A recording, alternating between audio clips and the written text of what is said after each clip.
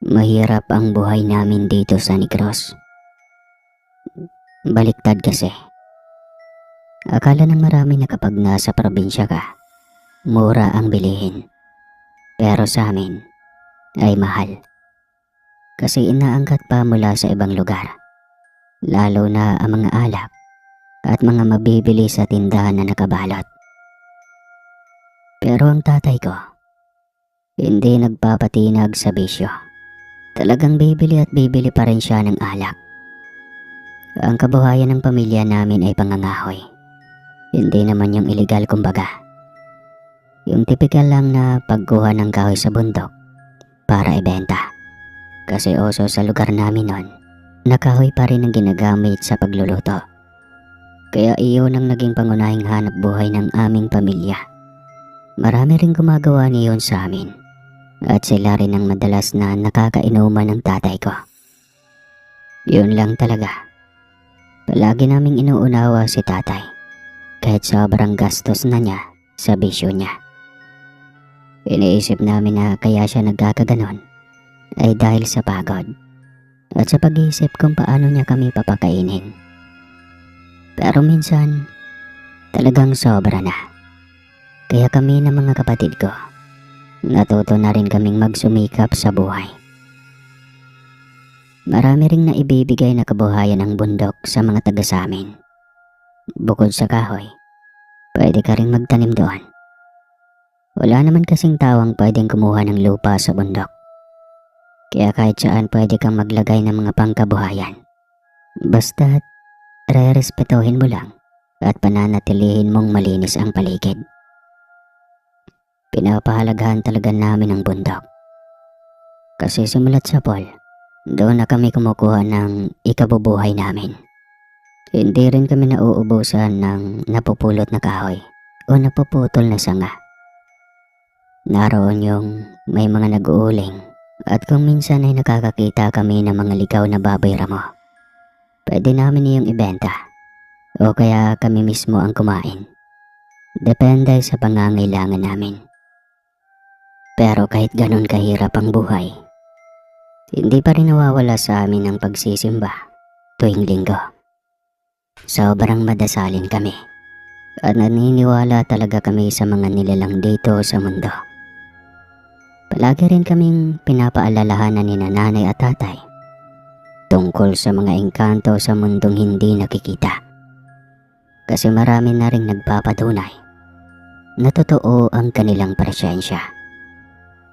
Kaya ganoon na lang din ang takot namin na makagawa ng mali sa bundok. Hanggat maaari, iniiwasan naming magingay, magkalat, at makasagi ng mga nilalang na hindi nakikita. Dahil maaari nila kaming parusahan, lalo na nang hihimaso kami sa teritoryo nila. Felipe, damihan mo ang dampot. Kahit maliliit pa yan, kahit hindi man natin mabenta ang mga sako na yan, tayo rin ang makikinabang. At malapit na naman ang tagutom kasi papalapit na naman ang tag-ulan. Kailangan na nating paspasan ng trabaho.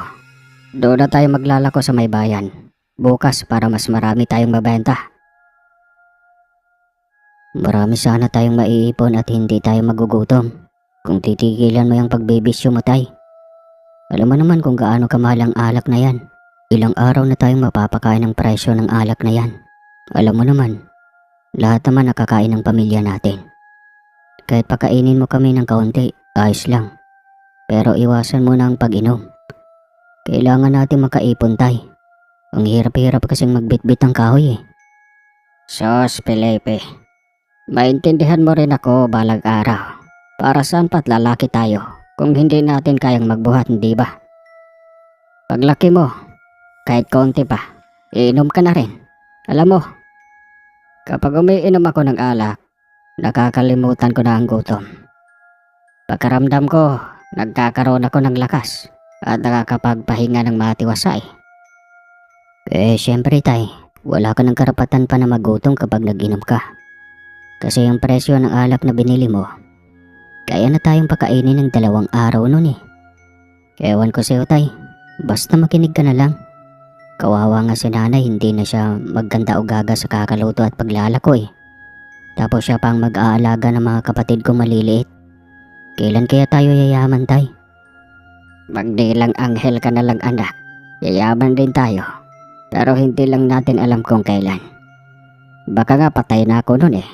Kasi parang imposible. Sino bang yumayaman sa pagtitinda ng kahoy?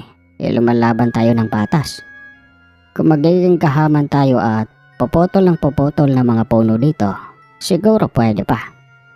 Kaso hindi natin pwedeng gawin yon.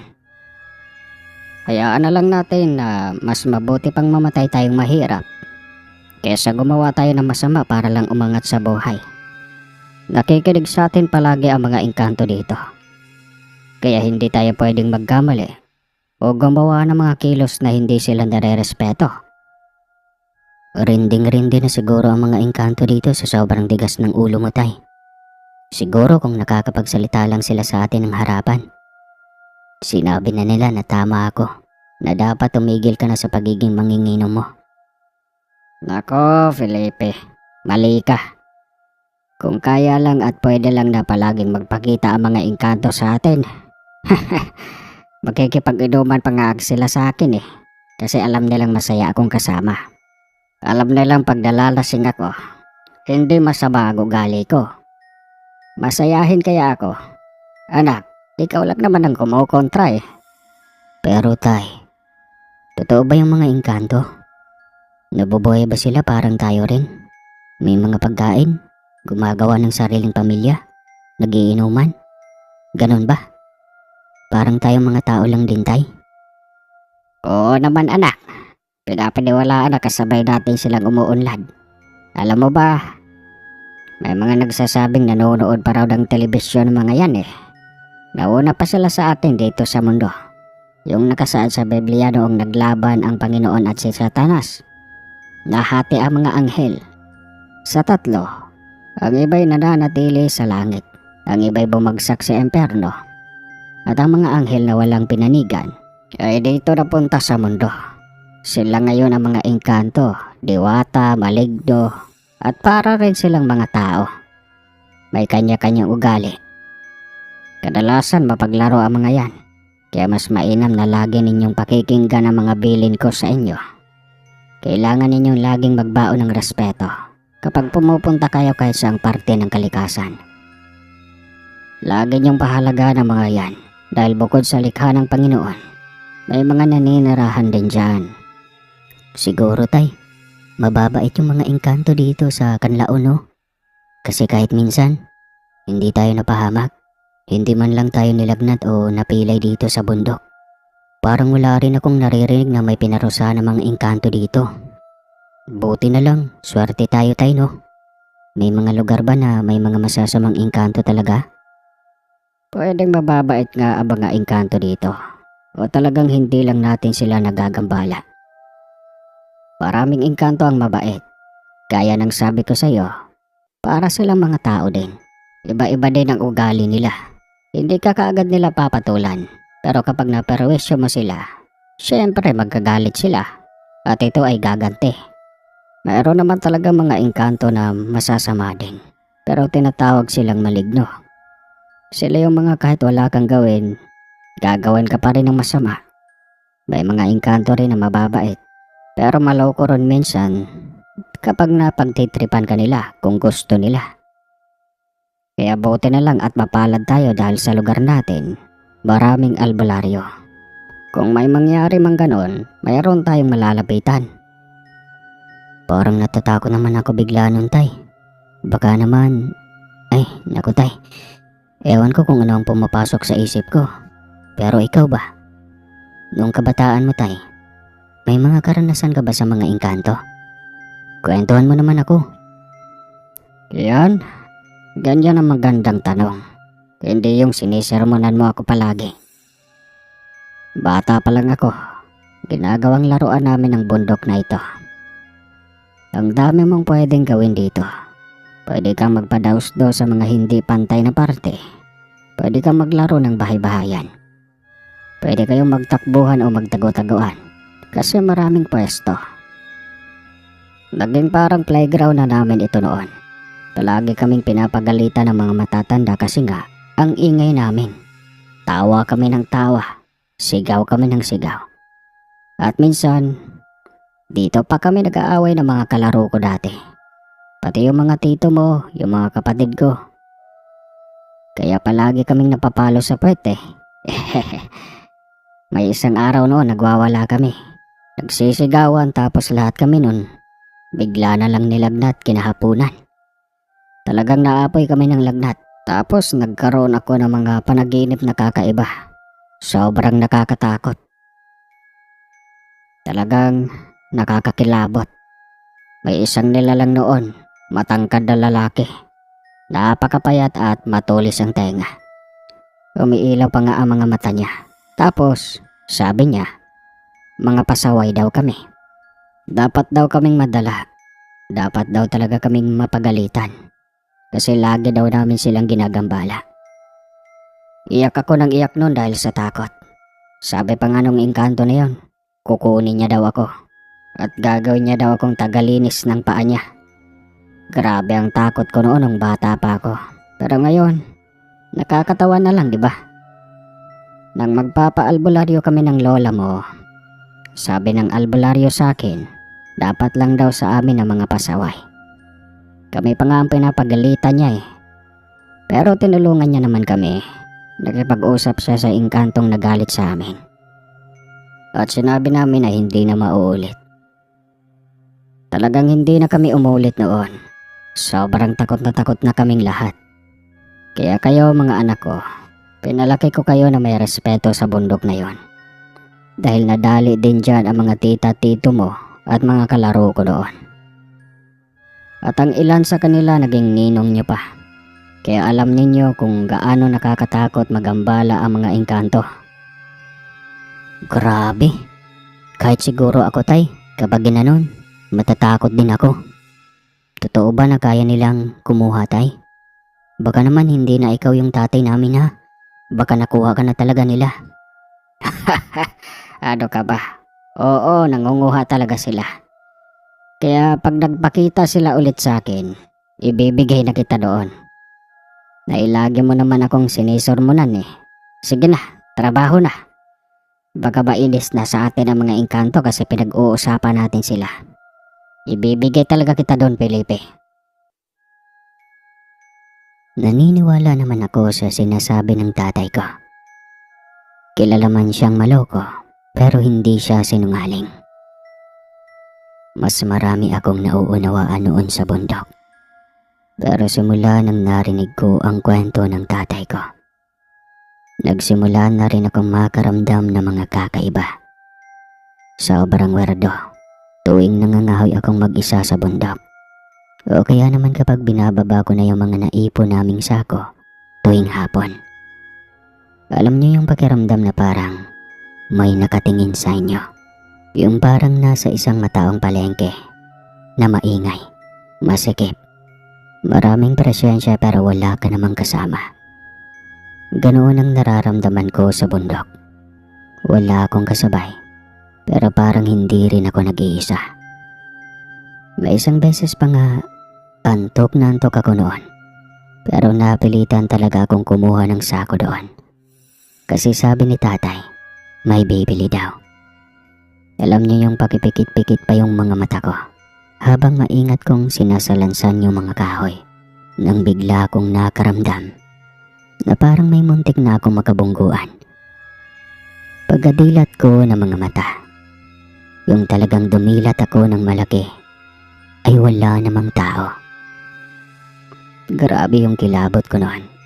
Sobrang kabado ako. Nagpalingalinga ako sa paligid.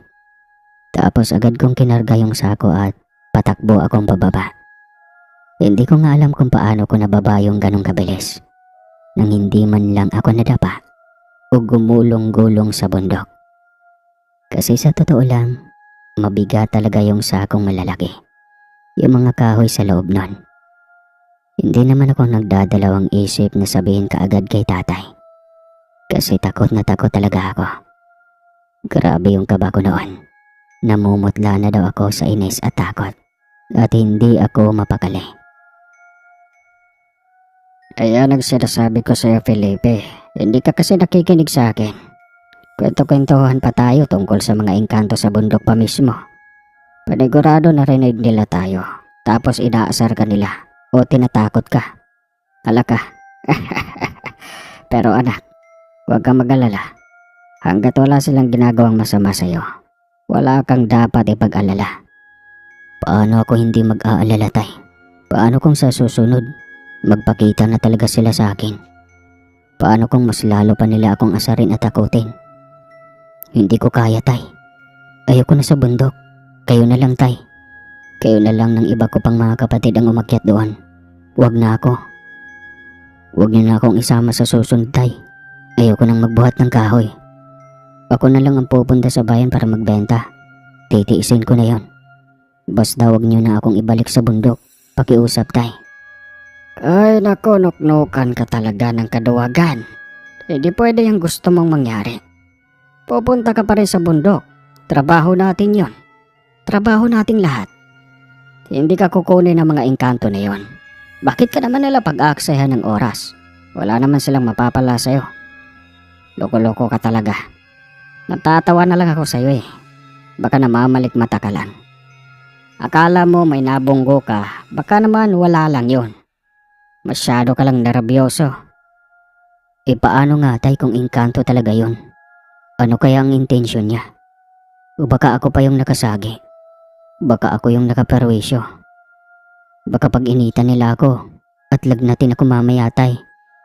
Nakakatakot talaga. Paano na yun? Ewan ko sa'yo, Felipe. Sige na, kapag may nangyari sa'yo na hindi maganda, ipapagamot kita kaagad sa albularyo. Ngayon, manahimik ka na lang dyan. Huwag kang matakot. Kalalaki mong tao. Binata ka na. Kaya nga ang sabi ko sa'yo, sasamahan na kita. Hindi ka na uli maiiwan sa bundok.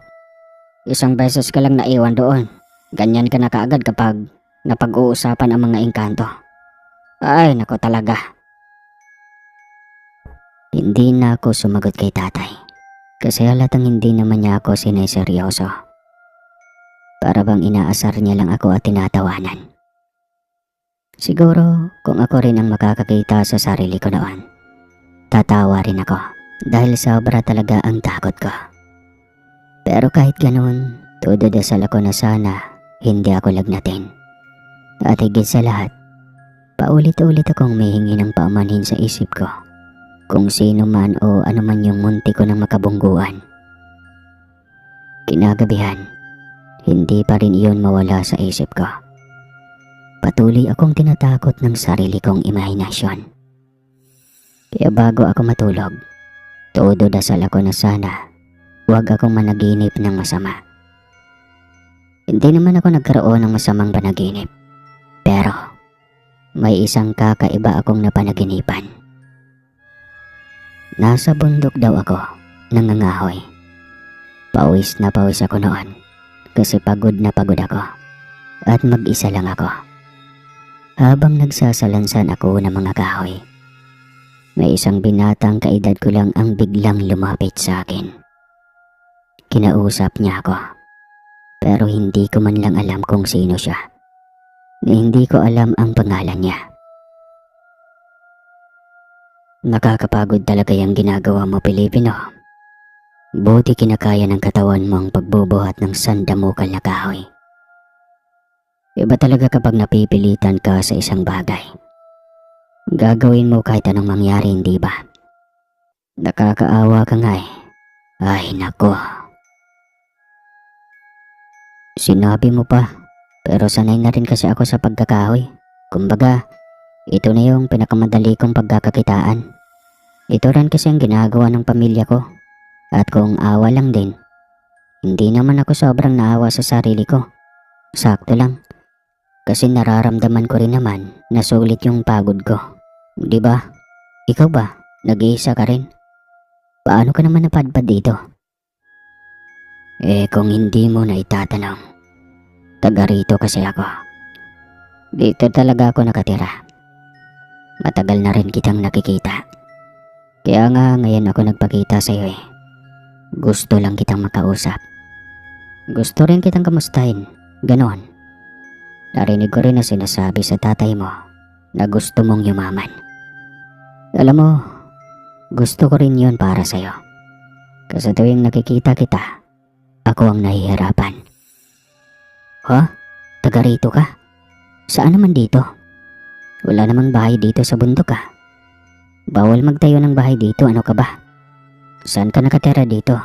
At saka, oo no, sino bang ayaw yumaman? Kahit ikaw siguro. Ang sarap kaya ng buhay nang wala kang iniintindi. Pero malabo namin maranasan yun. Kasi lumalaban kami ng batas gaya ng sabi ng tatay ko. Ay sos lintik. Hindi ko naman gustong yumaman no. Kasi mayaman na ako. Hindi mo ba alam? Sa amin itong bundok. Pero oo, tama ka. Mas maganda talaga ang buhay nang wala kang iniintindi. Ang tanong ko ngayon, gusto mo bang yumaman? Alam mo, kaya kitang payamanin. Walang kapalit yon. Dahil lubos kaming nagpapasalamat. Isa kayo sa ilang nagpoprotekta na lang sa bundok na ito. Hindi nyo na kami ginagambala. Hindi ninyo dinudumayan ang paligid. At may malasakit kayo sa mga nilalang dito. Lalo na sa mga ligaw na hayop. Alam mo ba, kadalasan yung mga ligaw na hayop na yan, mga kauri ko lang na nagpapanggap. Gusto lang maranasan ang buhay sa labas. Kaya natutuwa kami sa inyo ng tatay mo, kahit medyo lasinggero siya. At ito lang ang tatandaan mo. Kapag wala nang nagpoprotekta sa bundok na ito, baka papasabugin na lang namin ito. Ha? Ano bang ibig mong sabihin? Ano ka ba? At sino ka ba? Anong ikaw ang may-ari ng bundok? Engkanto ka ba? Uy, baka nasa mundo nyo na ako ha? Ibalik mo na ako. Sige na, pauwiin mo na ako. Huwag mo akong ikulong dito. Sandali, maghinay-hinay ka. Ang dami mo nang ibinebentang eh. Hindi ako engkanto. Dahil wala ka pa namang pruweba. Kaya hindi ako aamin. Pero sa amin nga itong bundok na to. Alam mo, may sasabihin ako sa'yo. Gusto kong sundin mo ako ha. Huwag ka mag-alala. Hindi kita bibiguin. At wala ka sa mundo namin. Nasa mundo ka ng panaginip. Pero lahat ng sasabihin ko sa'yo ay totoo. Sige na nga, ano ba yon? Ibibigay ko sa iyo ang tiwala ko ha. Huwag mo lang akong lolokohin.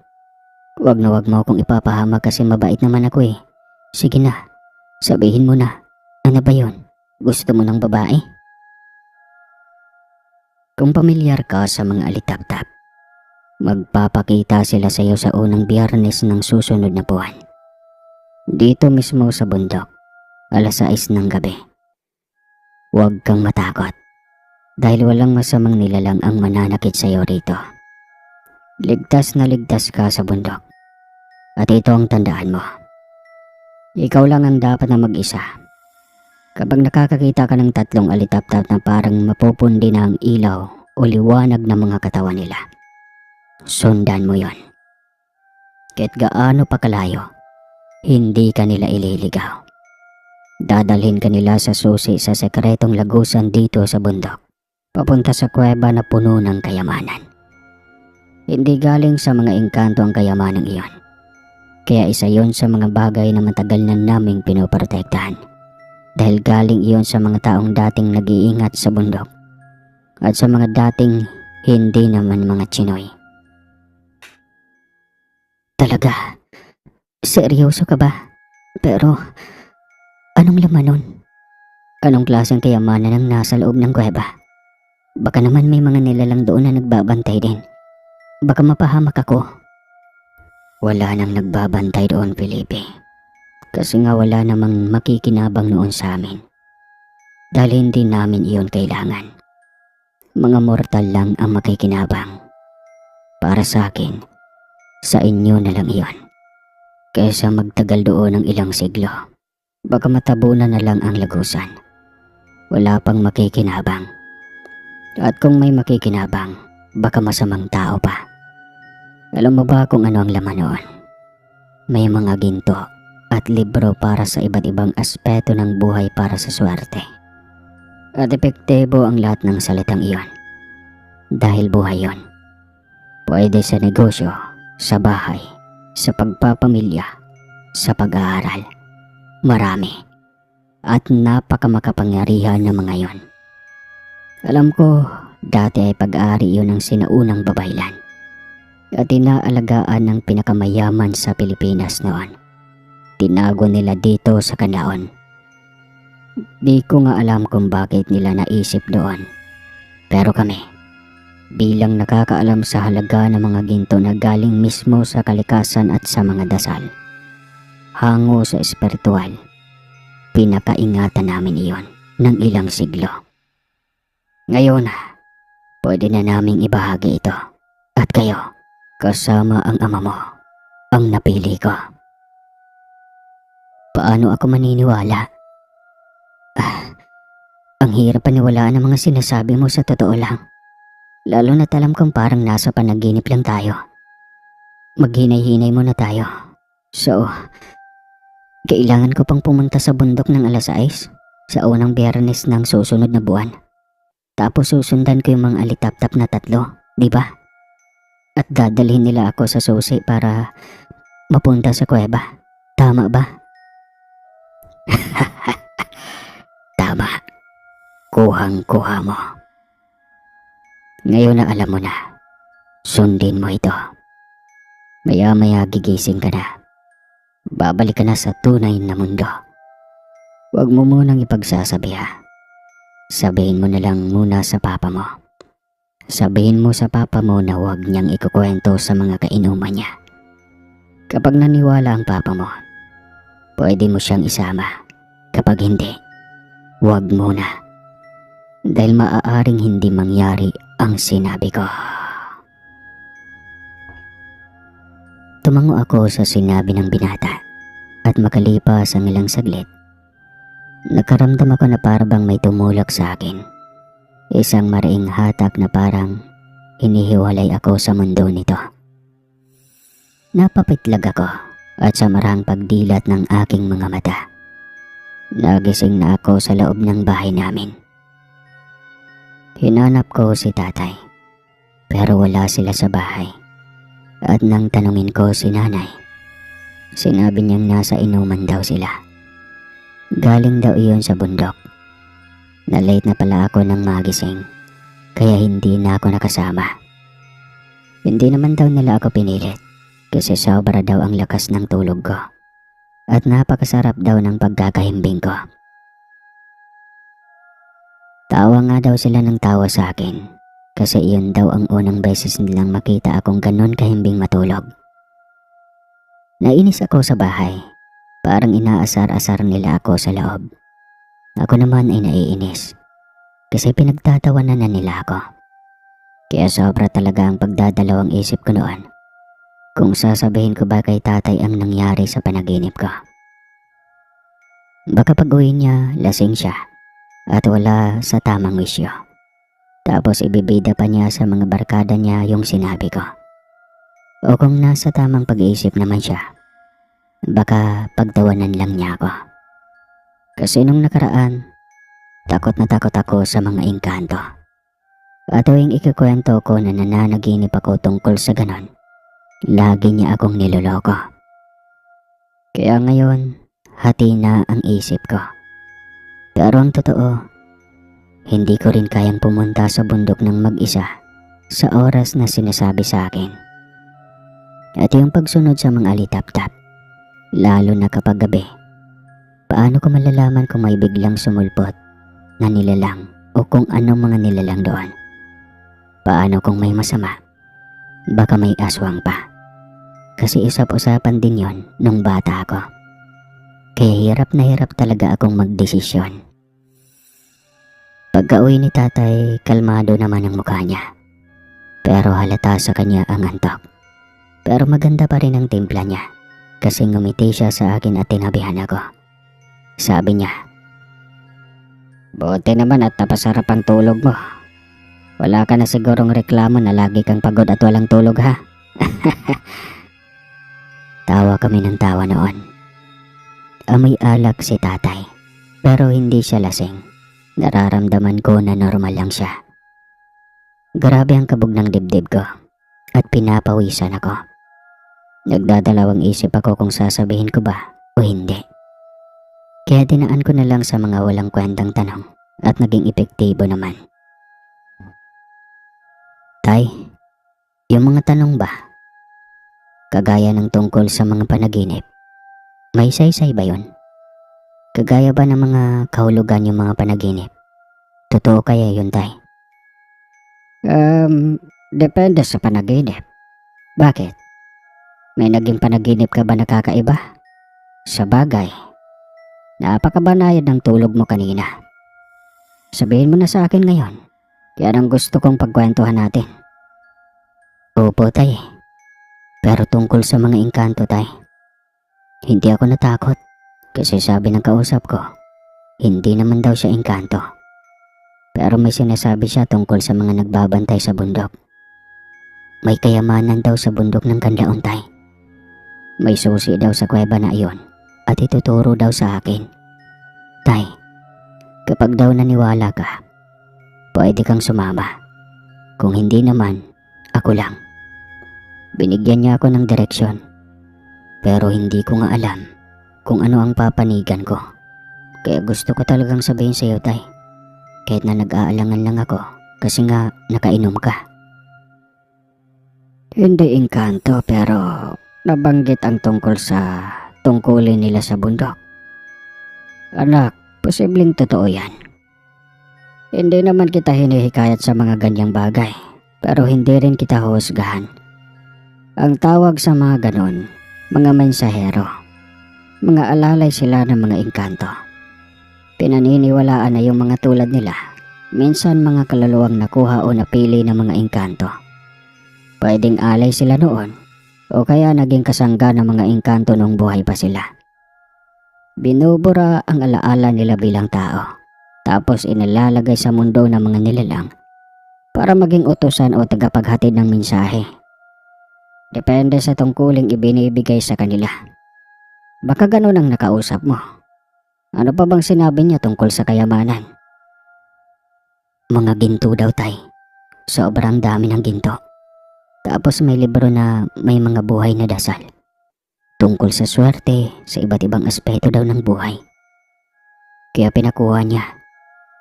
Kasi baka matabunan na lang daw talaga yung kuweba. At hindi na kahit kailan makikinabang ang mga tao sa loob. Tayo daw ang napili. Kasi nakikita daw nila ang pagsisikap natin dito sa bundok, Tay. Sige, puntahan natin. Kung ano ang sinabi ay sundin natin yan. Kasi pwede ngang mabago nito ang buhay natin panghabang buhay. Magpasalamat ka kapag napanaginipan mo ulit yung lalaking sinasabi mo. Marahil nung nabubuhay pa siya, isa siya sa mga may-ari ng kayamanan sa kuweba. At siya mismo ang namimili kung saan dapat mapunta ang mga nakatagong kayamanan. Kasi meron siyang karapatan doon. Sa unang Biyernes ng susunod na buwan, Tay, 2 linggo na lang ang aantayin natin bago sumapit ang araw na iyon. Ano ba ang kailangan pa natin gawin, Tay? Susunod lang tayo. Hindi tayo magdadala ng panghanda. Wala bang magiging harang sa pagbunta natin sa bundok? Wala tayong dadalhin dahil hindi naman panganib ang nag-imbita sa atin doon. Siguradong may mga nilalang sa bundok na magpoprotekta sa atin. Kaya huwag kang mangamba. Buo tayong pupunta doon at buo din tayong makakauwi. At nangangako ako sa iyo, hindi ko to isasabi kahit kanino. Basta magantabay ka lang sa mga magiging panaginip mo at lagi mo lang sasabihin sa akin. Huwag kang mag-alala, anak ha. Hindi mo na ako iinom para mas lalo tayong magkaintindihan. Sana nga, Tay, huwag ka munang uminom. Sana tigilan mo muna yan, Tay. Kasi sumasakit na ang ulo ko sa iyo eh. Hindi ko na alam kung paano kita sasawayin dyan. Pero salamat ha. Ikaw talagang swerte ko sa buhay, anak. Mukhang may magandang nakaantay para sa atin. Kaya sana magkaunawaan tayong dalawa. At kung may pagsubok man sa bundok, sana wag tayong malinlang. Alam ko rin na kapag pumunta tayo doon, walang mangyaring aberya. Kasi kung kaligtasan mo ang kapalit, aatras na lang tayo anak ha. Wag tayong masisilaw sa kayamanan. Oo naman tay, tama ka. Kapag may mangyaring hindi maganda at nakataya ang kaligtasan nating dalawa, wag na lang tayong tumuloy. Pwede rin kasing ako'y paglaruan lang ng engkanto na yun eh. Punong mensahero. Pero nananalig ako tay. Kasi magaan ang pagkaramdam ko na ligtas ang tatahakin nating lugar. Hindi na ako makapag-antay. Naging ganado ang mga sumunod naming araw. Hindi kami napagod o nakaramdam ng hirap sa trabaho. Tuloy-tuloy lang kami. Walang kahit anong aberya. Sunod-sunod din ang ani ng mga kahoy namin. Parang hindi pa nga kami nakakapunta sa kuweba. Dinadapuan na kami ng swerte. Halos gabi na bago kami matapos, pero masasarap ang ulam. Kadalasan kasi hindi na kami nakakain sa gabi. Minsan isang beses lang sa isang araw. Minsan sa tanghali na lang. Tapos kakarampot pa. Kanya-kanya pa ng diskarte kung makakuha ng kamote o bayabas para pang dagdag sa laman tiyan. Madalas kaming magkausap ni tatay. Parang sabay kaming nagbibilang ng mga araw. O baka nakaantabay lang talaga kami pareho. Kung ano-ano ang naiisip ko na pwedeng mangyari. Minsan napapangunahan ako ng takot at kaba. Kasi baka mamaya magpakita ang mga engkanto sa amin at hindi ko kayanin ang itsura nila. Oo, aminado ako. Hindi ko talaga kayang humarap sa engkanto.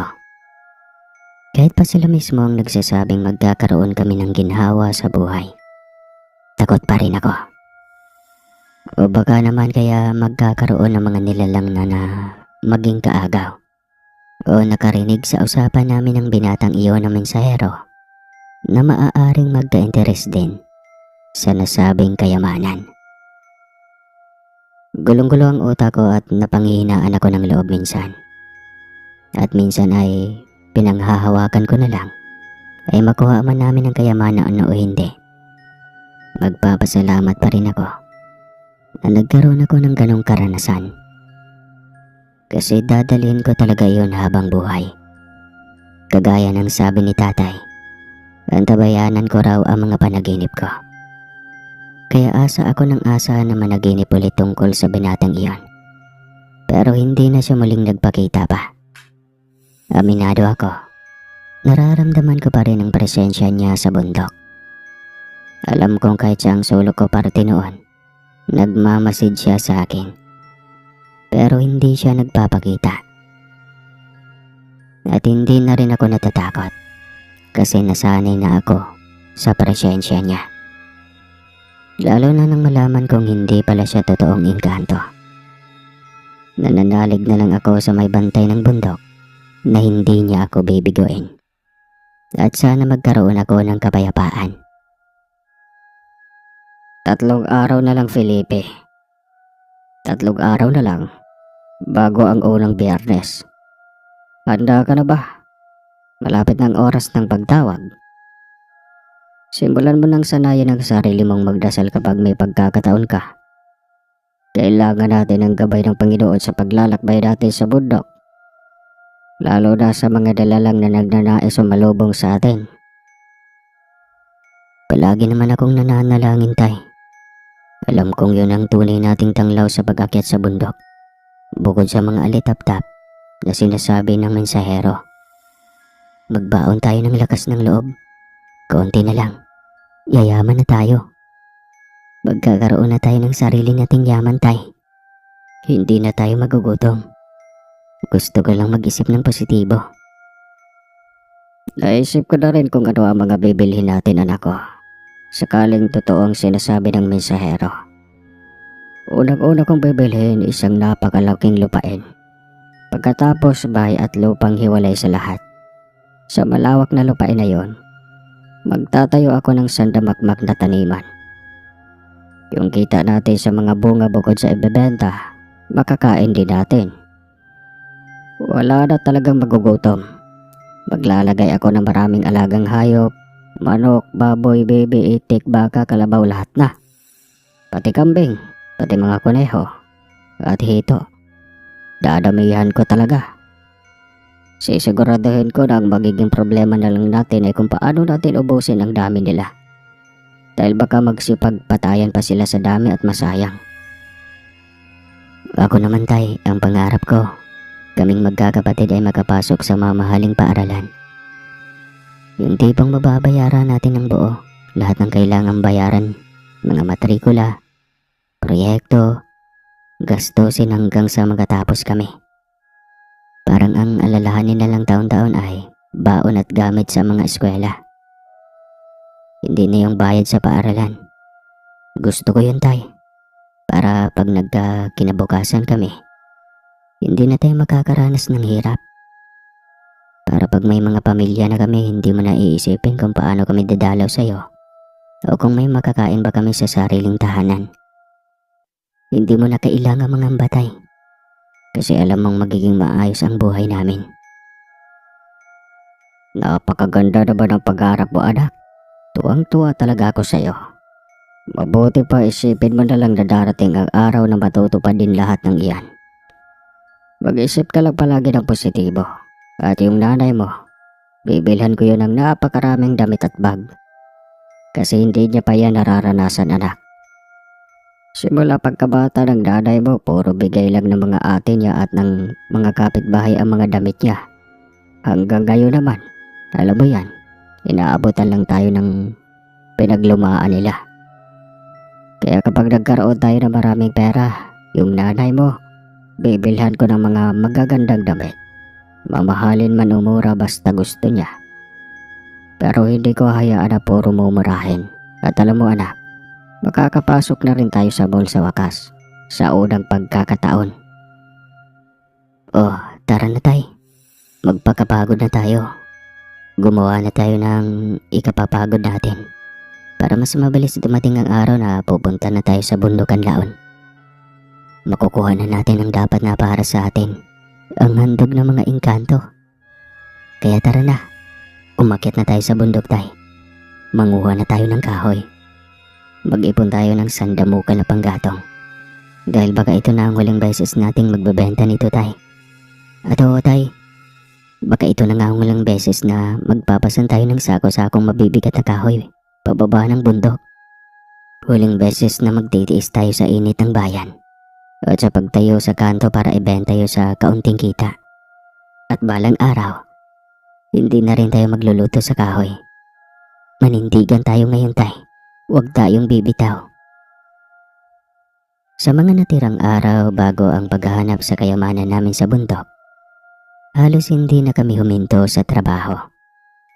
Paspasan ang pagod ng katawan namin sa dami ng kahoy na nakuha namin. Parang lagi naming inuukit sa isip na iyon ang huli. Kaya todo na kami. Walang tigil, walang reklamo. Nagtataka tuloy ang mga kapatid ko, pati si nanay. Bakit daw parang ganado kaming mag-ama? Bakit hindi na nag-iinom si tatay? At bakit bigla na lang niyang naibibigay ng buo sa bahay ang kita namin sa pangangahoy? Wala naman kaming sinasabi. Nginingitian lang namin sila. Tapos sasabihin na lang namin na ginagawa namin ang lahat para hindi magipit ang pamilya. Kung tutuusin, nag-aalala na rin si nanay. Sobra raw naming pinapagod ang mga sarili namin. Tapos mahaba pa ang mga tulog namin. Yung tipong parang babagungutin ka na sa sobrang lalim. Pero hinahayaan na lang nila kami. Hindi nila kami masisisi kasi hindi nila alam. May araw kaming hinihintay. May pupuntahan kaming hindi basta-basta. Hanggang sa dumating ang araw. Sumapit na ang umagang Biyernes, yung araw na matagal naming inintay ni tatay. Hindi kami mapakali. Habang umiinom kami ng kape, parang balisa ang bawat kilos namin. Napapatawa tuloy si nanay pati ang mga kapatid ko. Akala nila kung ano-ano na naman ang iniisip namin. kung paano kami kikita noong araw na yon. Pero nagulat sila nang sabihin namin na hindi kami mangangahoy. Kailangan naming magpahinga dahil may pupuntahan kami mamayang gabi. Siyempre, biglang uminit ang ulo ni nanay. Akala niya may inuman na naman si tatay. Tapos pati ako ay madadamay at isasama pa. Pero agad akong pumagitna. Sabi ko, hindi kami iinom. May nag-imbita lang sa amin sa bayan at kailangan naming puntahan dahil malaki ang kapalit na pera. Nagdahilan na lang kami na may pinapagawa sa amin. Naniwala naman si nanay kasi alam niyang hindi ako sinungaling at hindi ko kailanman itinago ang bisyo ni tatay. Sumapit ang tanghali ng araw na iyon at magkasama kami ni tatay na halos hindi mapakali sa paggalaw. Lakad dito, lakad doon. Sinusubukan naming libutin ang buong bahay at paligid ng bakuran namin. Pinipilit naming may gawin, pero hindi talaga namin kaya. Hindi kami makapag-focus. Habang unti-unting lumalalim ang hapon, nagtabi na kami ni tatay. Tinanong ko siya, "Lalakad na ba tayo, tay?" Sandali pa. "Magantay muna tayo." Nung nakapagdesisyon na si tatay, nang magpaalam na kami kay nanay, kitang-kita ko sa mga mata niya ang pagdududa. Pero dahil nakukuha ko ang tiwala niya, hindi na ako nag-atubiling magdahilan. Nang makita kong gumaan ang mukha ni nanay, tsaka kami umalis ni tatay. Iisang daan lang naman ang tinatahak namin araw-araw, papunta sa bundok. Ngunit sa pagkakataong iyon, parang bagong lugar ang aming pupuntahan. Wala pa kaming ideya kung saan lalabas ang 3 alitaptap. Ang bigat ng mga paa namin habang paakyat sa bundok, iyon ang dahilan kung bakit bumagal kami ng lakad. Wala naman kaming nararamdaman na pagod, pero tumatagaktak ang pawis namin na siguro dahil sa nervyos. Habang patuloy kaming umaakyat, hinahawakan ni tatay ang balikat ko at bigla akong kumapit sa braso niya. Kapit na kapit ako sa kanya, lalo na't kumagat na ang dilim. Nasa pwesto na kami, yung nasa panaginip ko kung saan ko nakita ang mensahero. Nakaupo kami roon, nagmamasid sa paligid at pinipilit maging alerto. Delikado rin naman kasi may mga mababangis din na hayop sa bundok. Baka matuklaw kami ng kobra. O di kaya, may mga taong armado o mapanganib na nakakaakyat dito. Sabi ni tatay, Magantay lang tayo ng ilang sandali ha. kaya naman nagantay kami. Ang mata at pandanma namin ay talas na talas. Hanggang sa naamoy namin ang matapang na halimuyak ng sampagita. Alam niyo yung sobrang mabangong amoy na parang may humahawak at sinisiksik mismo sa butas ng ilong mo, na parang pinaparamdam sa'yo na sampagita talaga. Halos mabahing-bahing kami ni tatay hanggang sa biglang lumitaw sa harapan namin ang 3 alitaptap. Kumikislap ang mga ilaw sa katawan nila. Yun na yun. Yun na nga yun. Bulong ko sa sarili ko na sobrang kabado. Yun ang sinabi ng mensahero. Sa nararamdaman kong kaba nun, abot tenga pa rin ang ngiti ko nun. Hindi ako binigo ng panaginip ko at hindi rin kami binigo ng paniniwala namin ni tatay. Kaagad kaming tumayo at nagpagpag. Tapos sinundan lang namin ang mga alitaptap na maingat naming tinutunton. Anak, huwag kang bibitiw sa akin ha. Baka maligaw ka. Totoo nga ang pahiwatig ng panaginip mo. Ang galing. Tignan mo, mamaya-maya lang. Makikita na natin ang susi na sinasabi mo. Yayaman na tayo, anak. Hindi na rin ako makapag-antay, tay. Malapit na natin makamit ang pangarap natin. Parang kailan lang, Nag-uusap pa tayo na gusto nating yumaman. Pero imposible nun. Ngayon, papunta na tayo sa kuweba. Malapit na nating marating yun, tay. Sana hindi tayo layuan ng mga alitap-tap. Sana nandyan lang sila. Tignan mo silang mabuti. Ang galing. Pero talagang tinuturo nila ang daan. Tignan mo ang forma nila, diretso lang. Kaya sa palagay ko sa pusod ng bundok nila tayo dadalhin. Medyo matarik doon. Kaya sa likod ka lang sa akin ha. Nakapunta na ako doon. Isang beses nung bata pa ako. Pero wala akong nakitang kuweba. Kaya siguradong tago iyon. Tagong-tago talaga. Kinikilabutan ako, tay. Huwag mo na tayong magsalita, pakiusap. Para akong nakakaramdam ng kung ano. Basta hindi ko maintindihan, tay. Sige, basta kumapit ka lang. Grabe ang kilabot ko noon habang paakyat kami. Sobrang lamig ba? Parang bumubuka talaga ang hangin sa balat namin. Nagtataka ako kung bakit hindi natatangay ng hangin ang mga alitap-tap. Samantalang kami, halos hindi makabalanse. Pero sila, isang tuwid na linya lang ang lipad. Dire-diretso, walang pag-alog. Parang may hinahabol na pwedeng sablayin. Hanggang sa naramdaman ko na ang pagod. Tuloy-tuloy kasi ang lakad. Walang pahinga. Sabi ko kay tatay gusto ko munang huminto. Pero sabi niya huwag. Huwag kang titigil anak. Baka malapit na tayo. Sabi niya. Ako naman hawak-hawak ko na ang tuhod ko. Dahil pagkaramdam ko, aayaw na ang mga paa ko. Pataas ng pataas ang dinaraanan namin. Ang dami ng bato. Bako-bako, minsan ay madulas. Halos kumapit na kami sa mga sanga ng mga puno. Minsan pati sa mga katawan ng puno na mga bayabas. Talagang napakahirap ng daanan.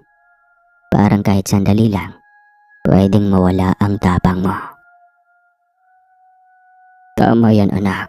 Normal lang ang nararamdaman mo.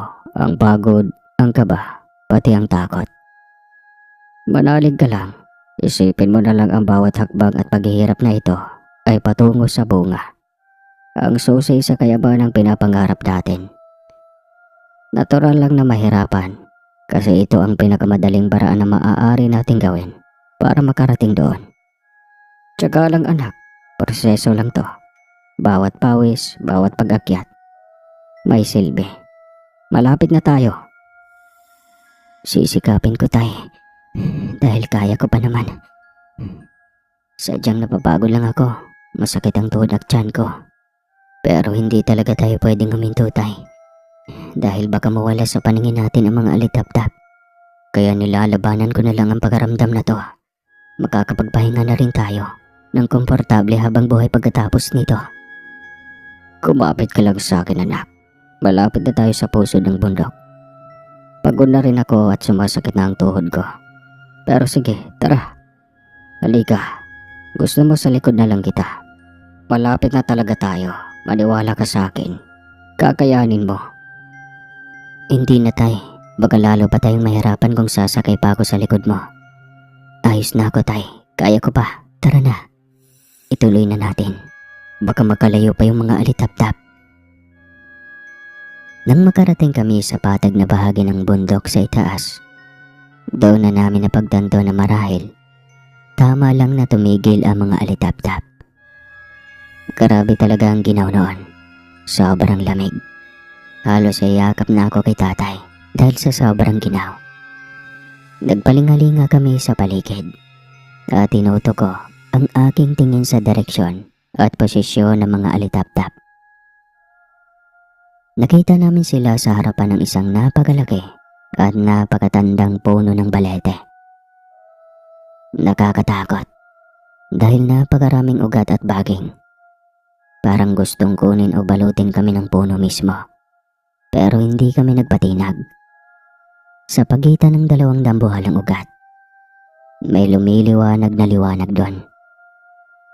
Nilapitan namin iyon at doon namin nakita ang isang susing malaki at may kabigatan.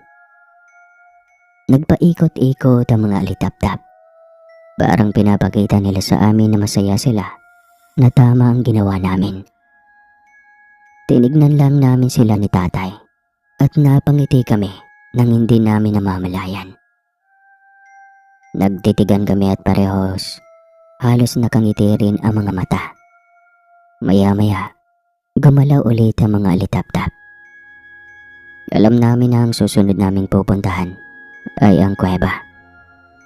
Parang nawala lahat ang pagod ko. Ganoon din si tatay. Para kaming muling tumatag na para bang hindi namin inakyat ang matarik na bahagi kanina. Tuloy-tuloy kaming naglakad, halos tumatakbo. Kahit hindi naman ganun kabilis ang paglipad ng mga alitap-tap. Umiikot kami sa pusod ng gubat at nakita ang 3 malaking puno at may kasamang malaking bato. Sa likod nito, parang may sinyalis na naroroon ang kuweba. Ngunit natatabunan ito ng mga gumagapang na mga halaman at damo. Kaya tinanggal namin iyon ni tatay. Kahit na kami ay nagkatusok-tusok sa mga sanga at tinik nito, hindi namin ito iniinda. Umikot-ikot kami sa paligid ng malaking bato at sa mga ugat ng 3 punong kahoy. Pinuputol ang bawat gumagapang na halaman na humaharang sa aming daan. Paminsan-minsan, tumitigil kami at tumitingin sa paligid. Pero wala pa ring halatang bukasan ng kuweba. Narinig lang namin ang huni ng hangin at ang maliliit na pagaspas ng mga alitap-tap sa itaas na parang inihimo kami na wag huminto. Halos nakakalimutan namin ang pagod. Lahat ng atensyon namin ay nasa pagtanggal ng mga halaman at paghahanap ng tamang daan. Parang bawat ugat at dahon ay may kwento at kami lang ang nakakaalam kung paano ito lilinisin para makita ang susunod na hakbang. Hindi pa rin namin nakikita ang mismong bukana, ngunit ramdam namin na malapit na kami. Ang tensyon at kaba ay sabay na may halo ring pagkasabik. Parang bawat galaw namin ay nagdadala sa amin ng mas malapit sa isang bagay na matagal na naming hinahanap. Habang kami ni tatay ay nakayuko sa pagtanggal ng mga damo at baging, halos nakatutok ang bawat galaw ng aming mga kamay. Tumitingin kami sa bawat hakbang at tinatapakang lupa. Parang bawat ugat at dahon ay may hiwalay na sekreto. Paunti-unti, nadiscover namin ang maliit na bilog na nakatago sa ilalim ng mga nakapaligid na ugat at damo. Ito ang butas kung saan ipapasok ang susi na itinuro sa amin ng mensahero. Dahan-dahan naming binunot ang susi at inikot sa maliit na bilog. Halos mapaiyak na kami sa kaba at excitement. Grabe ang liwanag ng mga mata namin ni tatay. Halos hindi kami makapaniwala na narating na namin ang puntong iyon. Nakaramdam kami ng sabay na tibok sa dibdib, takot, saya at pananabik na halo-halo. Nagpatuloy kami sa pag-ikot at pag-angat ng mga nakabara hanggang sa tuluyan naming mabuksan ang maliit na pinto na nakatago sa ilalim ng malaking ugat. Nang makita namin ang loob, huminga kami ng malalim. Sa loob, isang maliit na kuweba ang nag-aantay. Bahagya lang na sapat para makapasok kami. Wala pang ilaw doon. Kaya kailangan naming magtiwala sa mga alitap-tap na gumagabay sa amin. Sa paglakad sa loob, nakita namin ang mga habal, parang mga kahon o lagayan yon. Bawat isa ay naglalaman ng kayamanang nakatago sa loob ng bundok. Wala pang sino mang humihipo dito sa mahabang panahon. Ang mga alitap-tap ay nagpakita sa amin ng gabay, palibot sa kuweba na parang sinasabi nilang, ito ang lugar. Ito ang ating napiling protektahan.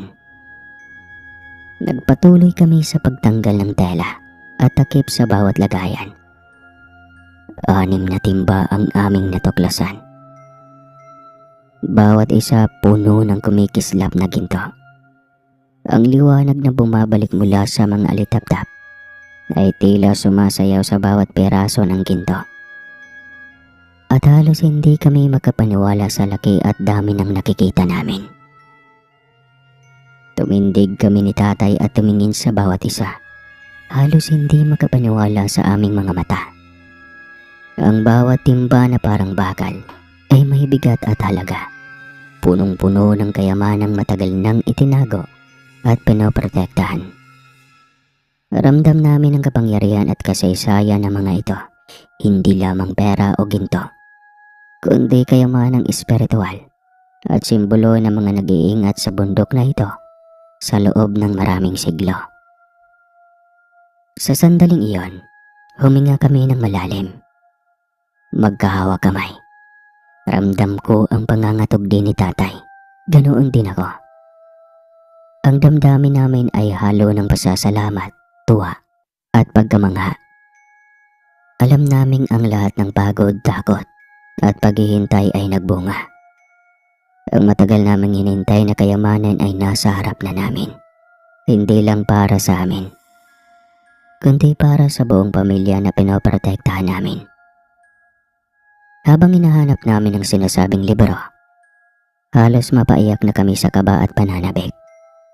Sa ilalim ng isang timba, napakakapal at punong-puno ng ginto, doon namin natuklasan ang matagal nang nakatago.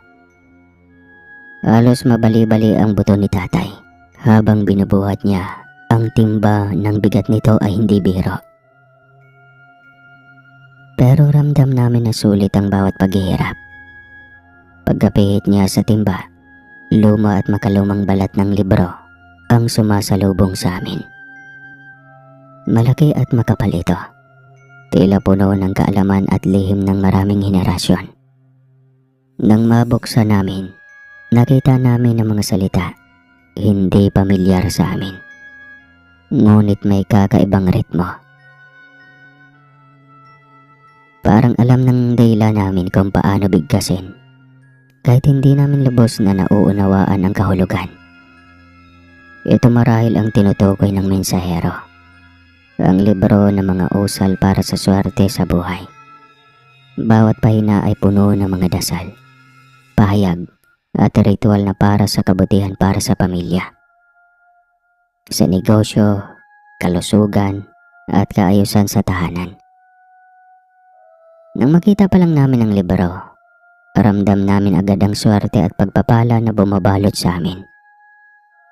Parang lumalakas ang tibok ng puso namin. Doon, habang hawak ang libro, alam naming hindi lamang kayamanan ang aming natagpuan. Isang gabay na espiritual. Isang kayamanang hindi nasusukat sa ginto lamang, kundi sa proteksyon at pagpapala para sa buong pamilya at sa koneksyon ng kalikasan. Nagtitigan kami ni tatay, halos hindi makapaniwala. Sa loob ng kuweba, sa lamig at dilim, ramdam namin ang init ng swerte at pag-asa. Parang ang lahat ng hirap, takot at paghihintay ay nagbunga na sa puntong ito.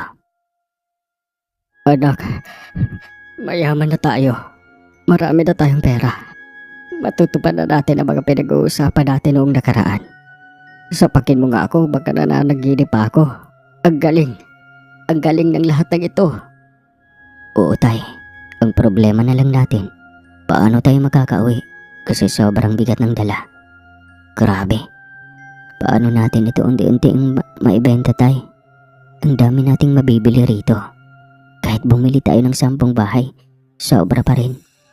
Naku ha, Felipe. Paano nga ba natin bibit-bitin ng mga ito? Anong klaseng tanong yan? Saan ka ba't parang hindi ka nasanay magkarga ng kahoy? Madali na lang yan. Unti-untiin na natin. Pagugulungin natin ang mga sako, parang kahoy lang din. Halika na. Unti-unti na natin kuhanin itong mga ginto. Pati ang libro na yan, ilagay mo na sa gilid ng shorts mo. Hindi ka mahuhubuan yan. Masikip naman yan eh. Isipin mo na lang na Pag nakababa tayo, kahit 1,000 shorts, bibilhan kita. Ay nako, maraming salamat po bundok. Maraming salamat sa inyo mga alitap-tap. Maraming salamat sa mensahero. Maraming salamat sa mga engkanto. Utang na loob po namin sa inyo ito habang buhay. At kapag dumating ang araw ng paghuhukom, ipagmamayabang po namin sa Panginoon ang kabutihan ninyo para sa amin. Maraming salamat po. Magbabago na ang buhay namin. Akala namin wala ng pag-asa. Opo, ganun din po ako. Ganun din po ang pagpapasalamat ko. Salamat po sa bundok, sa mensahero, sa inyong mga alitap-tap, at sa mga engkanto dito. Hindi po namin alam kung ano ang nagawa namin para pagkalooban ninyo kami ng ganitong kayamanan. Pero sobra-sobra pong saya namin ni tatay. Kukunin na po namin ang mga ginto. Nangangako po kami na hindi namin ito gagamitin sa masama. Hindi sa bisyo, hindi sa sugal, hindi sa pagwawaldas, o sa panlalamang ng kapwa. Di ba tay? Hindi natin ito gagamitin sa bisyo. Oo naman anak. Sige na. Paminsan-minsan lang naman iinom si tatay. Hindi yun bisyo anak. Kaya tara na. Buhatin mo na yan. Pumulot na tayo. Bago pa tayo abutan ng madaling araw dito. Mag-aalala lang sila nanay mo. Napakasaya namin ni tatay habang sinasalansan ang mga ginto. Mabuti na lang at hindi namin nakakalimutan na may mga sako kaming dala. Hila-hila namin iyon. Sa tansya ko, mga kulang-kulang kalahating sako ang mga ginto. Inakay at kinaladkad lang namin pabalik sa baba. Buti na lang wala nang ganong hirap sa pagbaba. Dahil dire-diretso lang. Kahit medyo makipot at madulas ang daan. Nakababa siguro kami. Mga maghahating gabi na. At doon kami tumigil ni tatay. Dahil may bigla kaming naisip. Hindi natin to matatago sa nanay mo, Felipe. Sabay na lang natin sa kanya. Ipaliwanag na lang natin kung bakit ito inilihim sa kanya. Kasi siguradong magtataka siya. At makapag-isipan pa tayo ng hindi maganda kung hindi tayo aamin. Oo tay, tama ka sa sinasabi mo. Ako na rin ang bahalang magpaliwanag. Hihingi na lang ako ng pasyensya tay. Kasi nagsinungaling tayo ngayong gabi. Kakaiba yung nararamdaman ko tay. Napakasaya ko. Naisip ko na agad kung ano yung mga bibilhin ko bukas kapag nabenta natin itong mga ginto. Kaya nga anak. Ano pa ba ang hinihintay mo? Ilahin na natin to pabalik doon sa bahay. Marami pa tayong pagdadaanan bukas sa pagbebenta nito. Halika na. Habang pauwi na kami ni tatay, nakita namin si nanay na naghihintay doon sa may pintuan. Alam namin kabado na rin siya at nag-aalala sa kalagayan namin. Dahil iyon na yata ang unang beses na umuwi kami nang ganon kahuli. Pagkarating namin, hindi naman siya nakasimangot. Pero halata sa tingin niya na tinitignan niya kung ano ang dala namin. Doon na namin sinimulang isalaysay sa kanya ang lahat-lahat mula sa panaginip ko hanggang sa kung paano namin nakita ang ginto at ang nasabing libro. Habang nakikinig si nanay, hindi siya mapakali sa kamay niya. Parang mangha-mangha siya at hindi rin makapaniwala na yayaman na kami. Hinawakan niya kami ni tatay at sinigurado kung ayos lang ba kami o anong naramdaman namin. Nang mapagtanto niyang wala namang problema, kaagad niya kaming niyakap. Umiiyak siya at pilit na nagpapasalamat sa amin dahil ako daw ang nagpabago ng buhay nila. Ako naman, lagi kong sinasabi na hindi ito tungkol sa akin lang, kundi ipinaggalaw ito para sa pamilya namin. Inaya kami ni nanay na magpahinga dahil siya rin ay sabik sa bukas.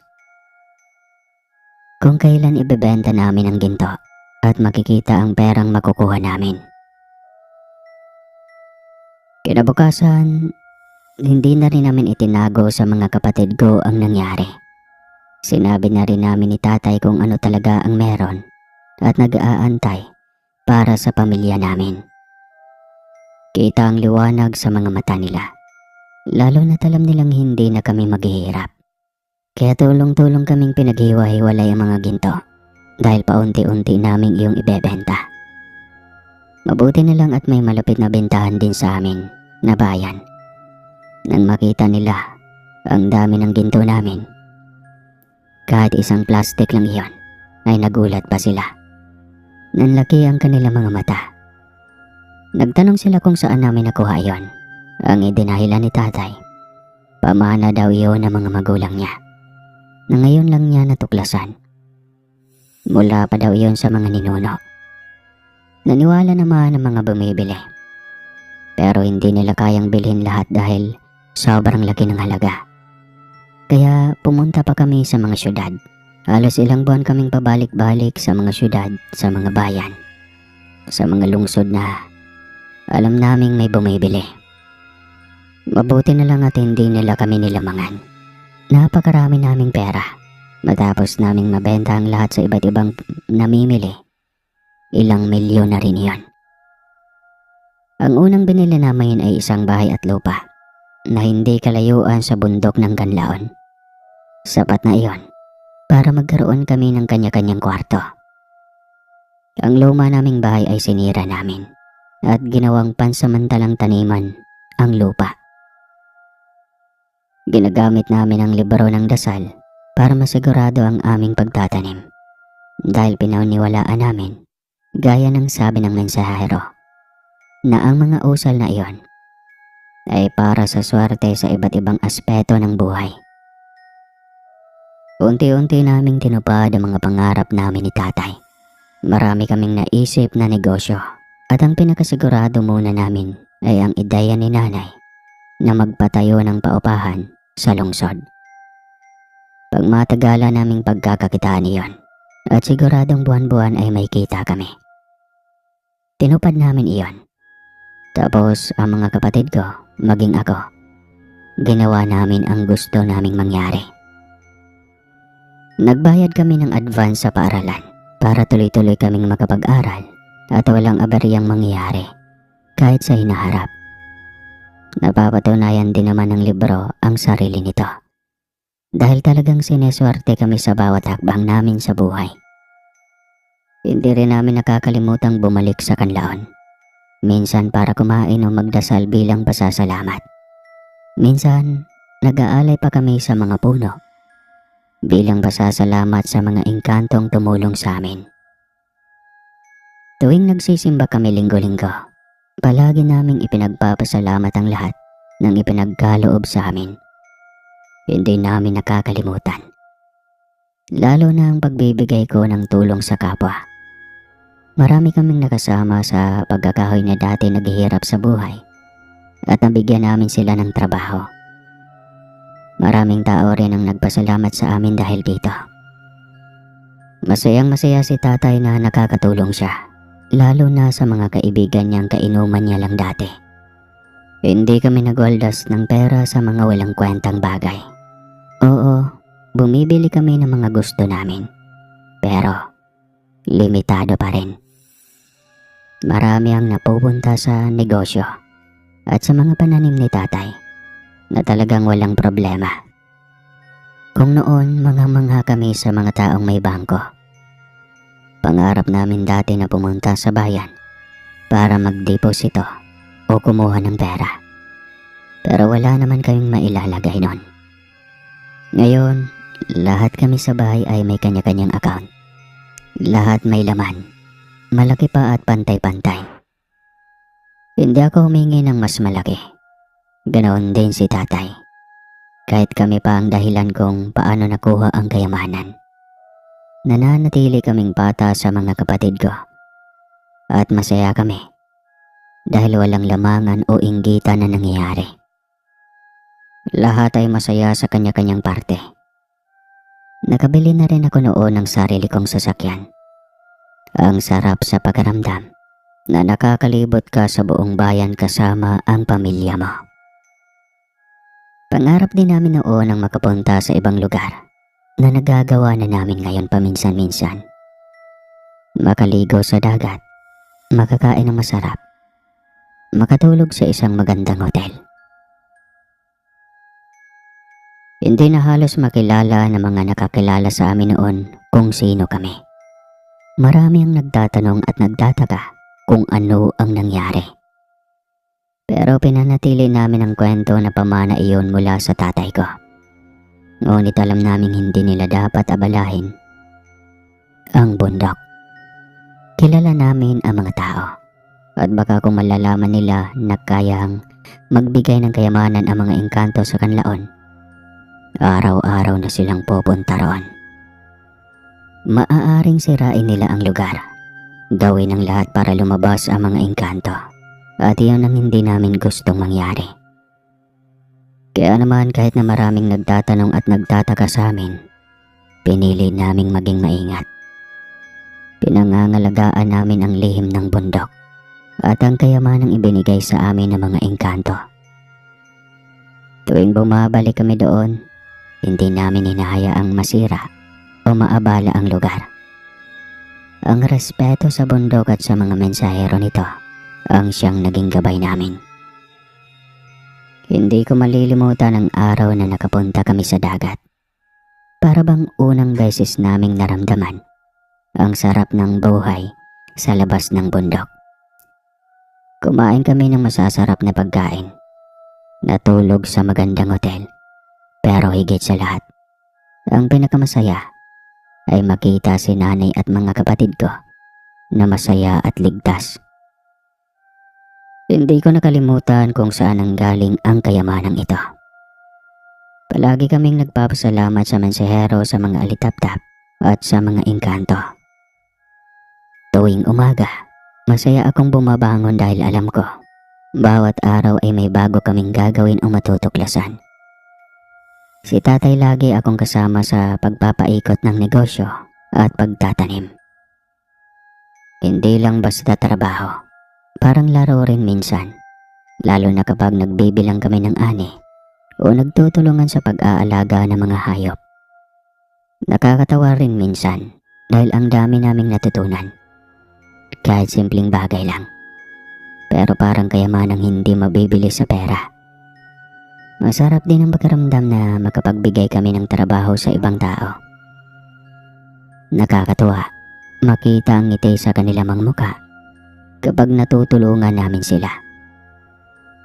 Alam kong malayo sa amin ang buhay nila, pero may kaunting saya na rin silang nadarama dahil sa amin.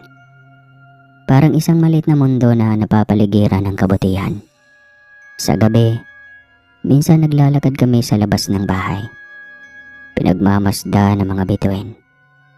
Pinapaalala sa amin ni tatay na kahit marami na kaming pera, ang pinakamahalaga ay ang pamilya, ang pagmamahalan, at ang pagiging masunurin sa mga aral na natututunan namin mula sa bundok at sa mensahero.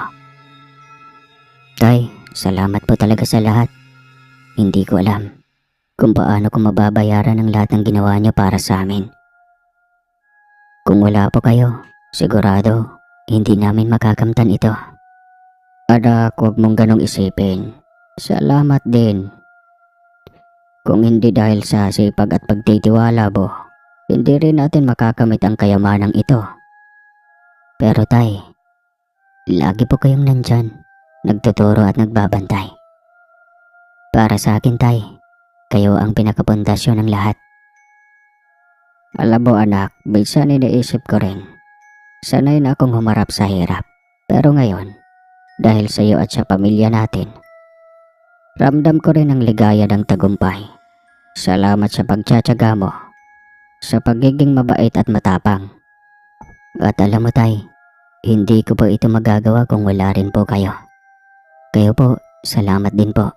Salamat po sa lahat. May ginawa rin kaming paraan para matulungan ang mga anak na mga trabahador namin. Pinag-aral namin sila ng 5 taon. Sagot namin ang lahat mula sa baon hanggang sa mga proyekto sa paaralan. Marami nga ang naiinggit sa mga trabahador namin. Kaya marami ang gustong pumasok rin. Pero hindi naman namin kayang tulungan lahat dahil kailangan na rin naming buuin at pangalagaan ang aming sariling pamilya. Palagi naming pinapangako sa mga kapitbahay na kapag magbubukas kami ng panibagong negosyo, hindi kami magiging mapili sa pagpili ng mga tauhan. Ayos lang sa amin kahit walang sapat na karanasan, dokumento o pinag-aralan ng ilan. Kami na ang bahala para sa kanila. Dahil dito, nakilala kami sa aming lugar. Hindi lamang sa bigla naming pagyaman, kundi dahil sa dami ng aming mga negosyo at sa paraan ng pagtulong namin sa mga tao sa paligid. Ang pinakamasaya pa, tinupad ni tatay ang pangako niya na hindi na siya magbibisyo.